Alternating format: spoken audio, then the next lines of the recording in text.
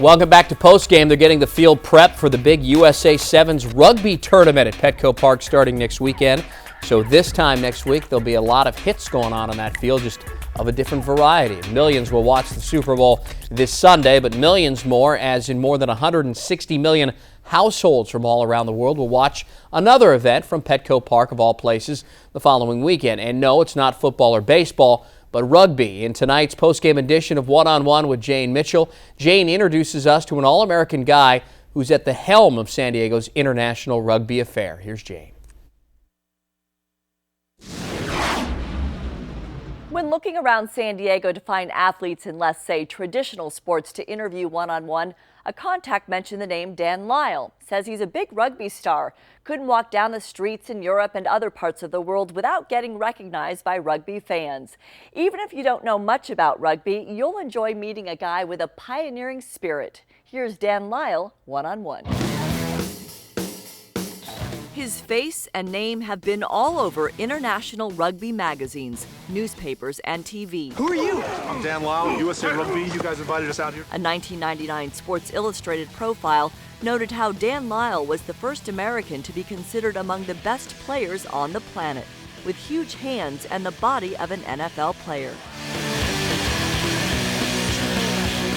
I didn't live for the celebrity, I lived for, the sport and the entertainment. His gentle giant demeanor is in contrast to the explosive, fast and furious physical game where he made his mark. Quite extraordinary considering he didn't play rugby until he was out of college. His story starts in 1970. Well, I was born in Louisville, Kentucky, and my parents met. My mom's a nurse, my father was in the Army. His mom played college basketball, his dad football at William and Mary.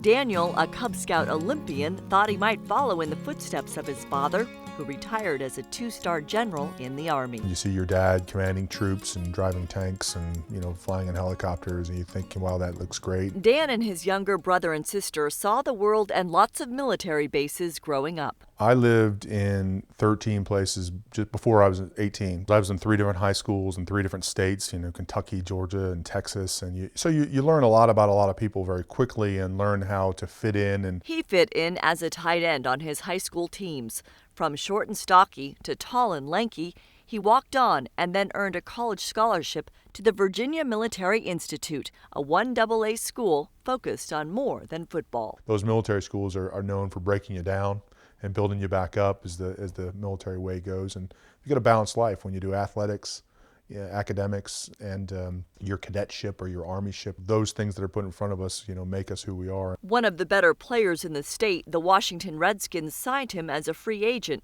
then released him.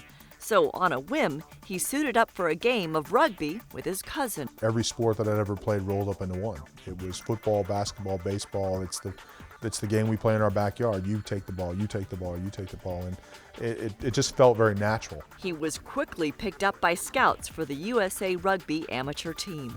Started traveling with them and traveling around the world. The next thing I knew, I was on this continent and that continent. After a year, he played the summer season in Aspen, then moved to San Diego in '95 to play with the old Mission Beach Athletic Club. We went to Pennsylvania and won the Club Sevens National Championship. The NFL came knocking again, this time by way of the Minnesota Vikings. And they said, hey, here's a contract for the 1996 season.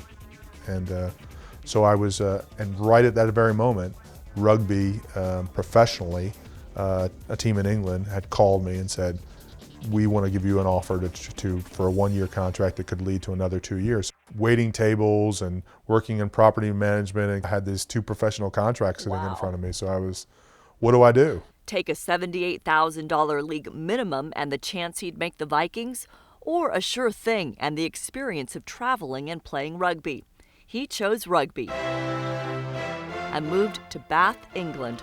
The small town doesn't have a soccer team, so it lives and breathes rugby. To be the first American to do it, it wasn't lost on me at all. I mean, I knew that I was the first one doing it. I knew that I had to be better than everybody else. And I wouldn't say it was easy, or I'm not cocky about it. It's just a matter that I was accepted because I played well. During what's called release times, Lyle switched jerseys to again play for the U.S. national team, where his star continued to shine.